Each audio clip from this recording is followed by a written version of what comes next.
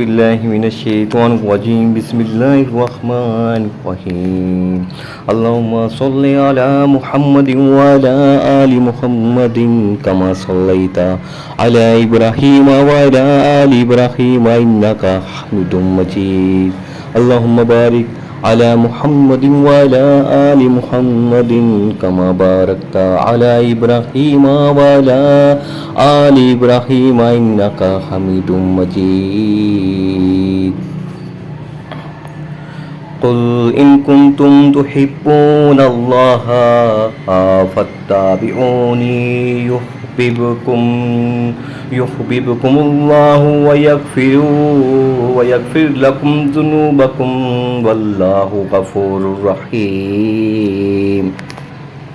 کہہ دیجئے اگر اللہ سے محبت رکھتے ہو تو میری تابعداری کرو، خود اللہ تعالیٰ تم سے محبت کرے گا اور تمہارے گناہ معاف فرما دے گا۔ اللہ تعالیٰ بڑا بخشنے والا مہربان ہے۔ یہود و نصارہ و مشرکین سبھی اللہ تعالیٰ سے محبت کا دعویٰ رکھتے تھے۔ اس آیات میں اللہ تعالیٰ نے اپنے رسول صلی اللہ علیہ وآلہ وسلم کو حکم دیا کہ ان سے کہہ دو اگر تم اللہ سے محبت رکھتے ہو تو اب اس دعوے کے سچے ہونے کی ایک ہی صورت ہے کہ مجھے نبی مان کر میری پیروی اختیار کرو۔ اس سے نہ صرف تمہاری اللہ سے محبت قبول ہوگی بلکہ اللہ تعالیٰ تم سے محبت کرے گا، تم اللہ کے محبوب بن جاؤ گے اور وہ تمہارے گناہ بھی بخش دے گا۔ شاہ عبد القادر رحمۃ اللہ لکھتے ہیں جو کوئی کسی کی محبت کا دعویٰ کرے تو اس طرح محبت کرے جس طرح محبوب چاہے، نہ کہ جس طرح اپنا جی چاہے، اور اسی طرح چاہے تو محبوب اس کو چاہے۔ موضوع اس خطاب کا تعلق مسلمانوں سے بھی ہے۔ اگر تم اللہ کی محبت کا دعویٰ ہے تو اس کے لیے زبانی اظہار محبت کافی نہیں ہے بلکہ اپنے تمام اقوال افعال میں میری پیروی اختیار کرو۔ اپنے پاس سے گڑے ہوئے طریقوں سے اللہ تعالیٰ کی محبت حاصل نہیں ہو سکتی، اس لیے حدیث میں بدعت کی شدید مذمت آئی ہے۔ قل اطیعوا اللہ والرسول فإن تولوا فإن اللہ يحب الکافرین۔ کہہ دیجئے کہ اللہ تعالیٰ اور رسول کی اطاعت کرو، اگر یہ منہ پھیر لیں تو بے شک اللہ تعالیٰ کافروں سے محبت نہیں کرتا۔ پچھلی آیات میں رسول اکرم صلی اللہ علیہ وآلہ وسلم کی اتباع کا حکم تھا، جس کا معنی آپ صلی اللہ علیہ وآلہ وسلم کے نقش قدم پر چلنا، آپ صلی اللہ علیہ وآلہ وسلم کی پیروی کرنا ہے۔ اگرچہ اتباع میں حکم ماننا بھی آ جاتا ہے مگر اس آیات میں اللہ اور اس کے رسول صلی اللہ علیہ وآلہ وسلم کی اطاعت کا خاص طور پر الگ ذکر فرمایا، جس کا معنی حکم ماننا ہے۔ آگے فرمایا کہ اگر وہ منہ پھیر لیں تو اللہ ایسے کافروں سے محبت نہیں رکھتا۔ یہاں بات صاف سمجھ میں آ رہی ہے کہ بات مختصر کر دی گئی ہے کہ جو اس طرح تھی کہ اگر وہ منہ پھیر لیں تو وہ کافر ہیں اور اللہ ایسے کافروں سے محبت نہیں کرتا۔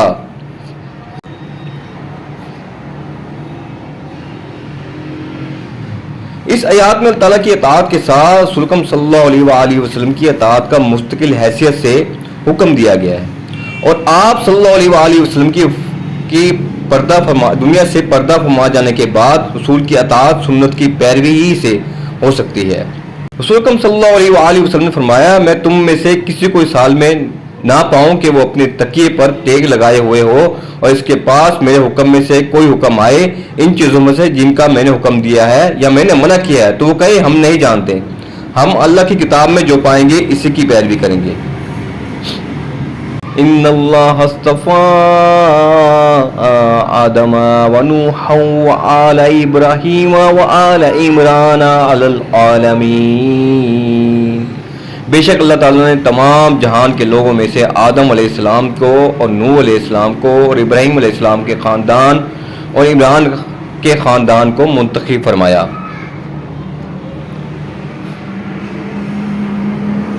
اس آیات میں آپ صلی اللہ علیہ وآلہ وسلم کی رسالت کے اس بات کے سلسلے میں فرمایا جا رہا ہے کہ آپ صلی اللہ علیہ وآلہ وسلم کا تعلق بھی اس خاندان نبوت سے ہے جسے اللہ تعالیٰ نے چن لیا، کیونکہ آپ آل ابراہیم سے ہیں۔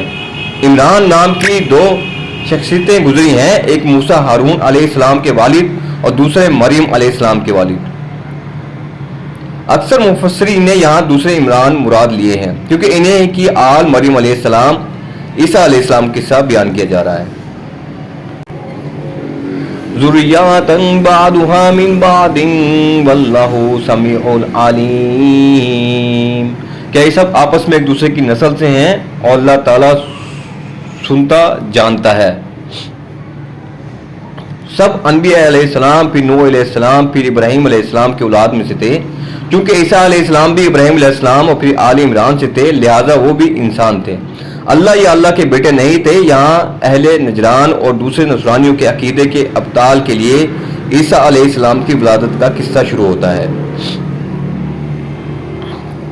اذ قالت امرأة عمران ربی انی نذرت لك ما في بطني محررا فتقبل مني انك انت السميع العليم. جب عمران کی بیوی نے کہا کہ اے میرے رب میرے پیٹ میں جو کچھ ہے اسے میں نے تیرے نام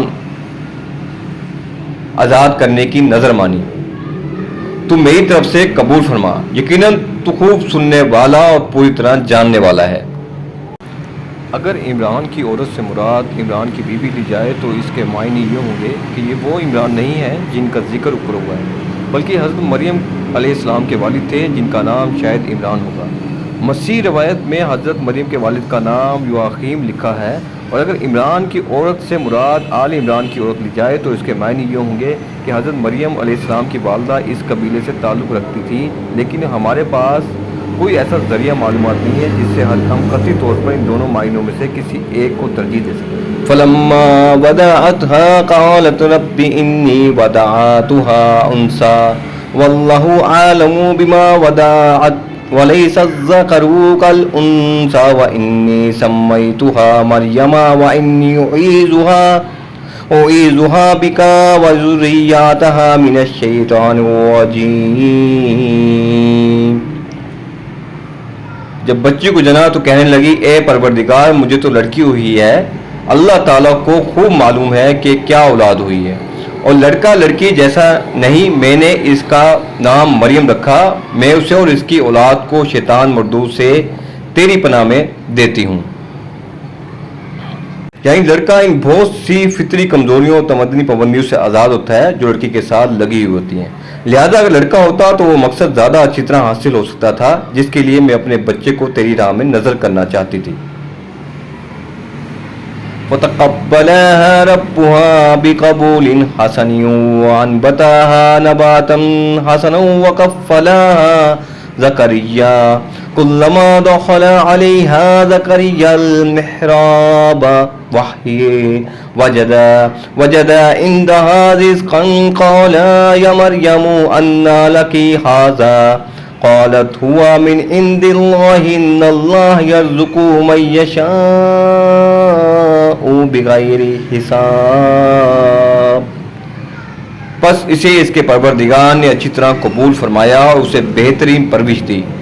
اس کی خیر لینے والا ذکر علیہ السلام کو بتایا. جب کبھی ذکر علیہ السلام کے حجرے میں جاتے ان کے پاس روزی رکھی ہوئی ہوتی. پوچھتے ہیں مریم یہ روزی تمہارے پاس کہاں سے آئی ہے؟ وہ جواب دیتی یہ اللہ تعالیٰ کے پاس سے ہے. بے شک اللہ تعالیٰ جسے چاہے بے شمار روزی دے. اس وقت کا ذکر شروع ہوتا ہے جب حضرت مریم علیہ السلام سن رشد کو پہنچ گئی اور بیت المقدس کی عبادت گاہ ہیکل میں داخل کر دے گی اور ذکر الہی میں شب و روز مشغول رہنے لگی.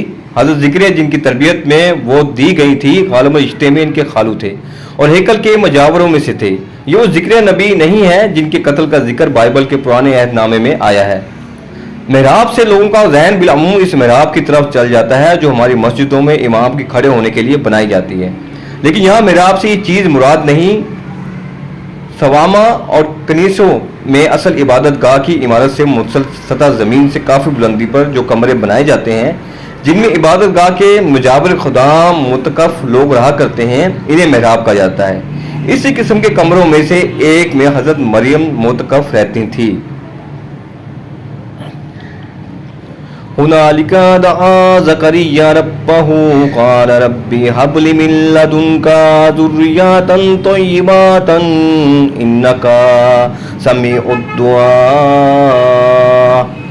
اسی جگہ ذکر علیہ السلام نے اپنے رب سے عطا دعا کی، کہا اے میرے پروردگار مجھے اپنے پاس سے پاکیزہ اولاد عطا فرما، بے شک تو دعا کا سننے والا ہے. ذکر علیہ السلام بوڑھے ہو چکے تھے اور ابھی تک بے اولاد تھے، بیوی بانجھ تھی، بظاہر انہیں اولاد کی کوئی امید نہ تھی. لیکن یہ دیکھ کر کہ کس طرح مریم علیہ السلام کو خرق عادت کے طور پر بے موسم کا رزق پہنچ رہا ہے، ان کے دل میں خواہش پیدا ہوئی کہ بے موسم کا رزق پہنچانے والا مایوسی کے عالم میں اولاد بھی عطا فرما سکتا ہے. چنانچہ اسی جگہ اور اسی وقت اللہ تعالیٰ کے حضور نیک اولاد کی دعا کی. بعض علماء نے مریم علیہ السلام کو خرق عادت میوے پہنچنے کا انکار کیا اور کہا ہے کہ یہ محاورہ ہے کہ خدا رسیدہ لوگ ہر نعمت کو اللہ تعالیٰ کی طرف منسوب کر دیتے ہیں، مگر ذکر علیہ السلام کا اس حالت کو دیکھ کر اظہار تعجب و دعا کرنا بتا رہا ہے کہ رزق خرق عادت بطور کرامت ہی مل رہا تھا.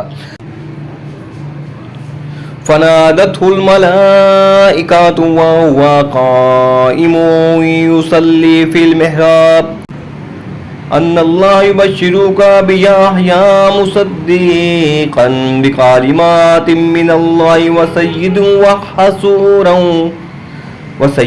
وحسورا ونبيا من الصالحين.